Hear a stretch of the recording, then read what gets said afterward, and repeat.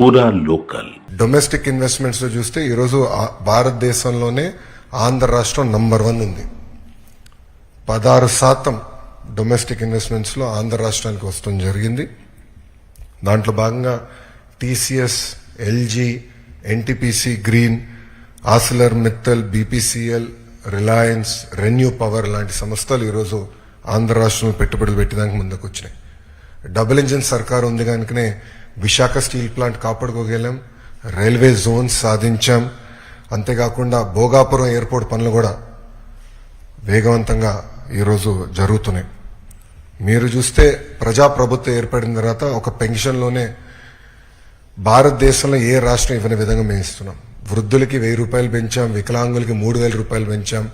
బెడ్కే పరిమితం అవుతే 15,000 రూపాయలు ప్రతి నెల ప్రభుత్వం ఇస్తుంది. భారతదేశంలో ఏకైక ప్రభుత్వం ఇస్తుంది, అది ఆంధ్ర రాష్ట్ర ప్రభుత్వం.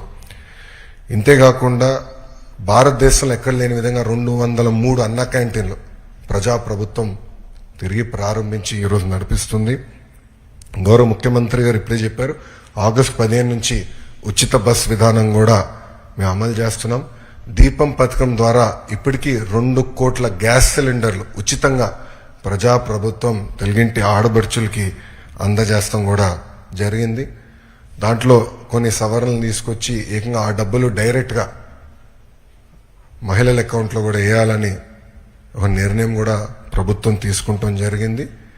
ఈరోజు ముఖ్యమైన కార్యక్రమం తల్లికి వందనం. ఎన్నికల్లో మనం ఇచ్చిన హామీ నిలబెట్టుకుంటున్నాం.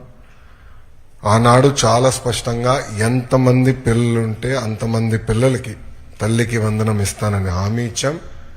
దాంట్లో భాగంగా జియో ఇచ్చాం. ఈ రోజు నుంచి డబ్బులు తల్లుల అకౌంట్లో కూడా పడితే 13,000 రూపాయలు తల్లి అకౌంట్లో పడుతుంది. 2,000 రూపాయలు మెయింటెనెన్స్ గ్రాంట్ కింద స్కూల్స్లో మెయింటెనెన్స్ కోసం ప్రభుత్వం ఆ నిధులు కూడా ఖర్చు పెడతాం జరుగుతుంది. సో భారతదేశంలో ఎవరు చేయని విధంగా సంక్షేమ అభివృద్ధి కార్యక్రమాలు ప్రభుత్వం ఈరోజు చేస్తాం జరుగుతుంది. గౌరవ ముఖ్యమంత్రి చంద్రబాబు నాయుడు గారి నాయకత్వంలో సంక్షేమ అభివృద్ధి అనేది ఈ ప్రభుత్వానికి జోడెద్దుల బండి.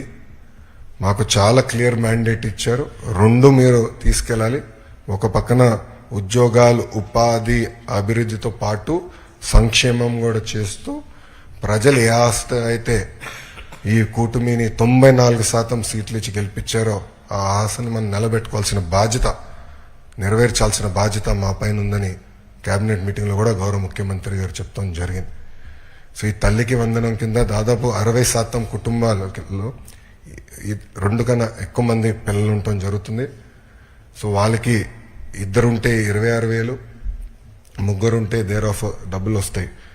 సో ఆటోమేటిక్గా ఆ డబ్బులు వాళ్ళ అకౌంట్లో పడటం జరుగుతుంది. సో ఇచ్చిన హామీ బాబు సూపర్ 6లో ఒక హామీ కూడా, ఇది ఇంకొక మరో హామీ ఈరోజు కూటమి ప్రభుత్వం నిలబెట్టుకుంటాం జరుగుతుంది.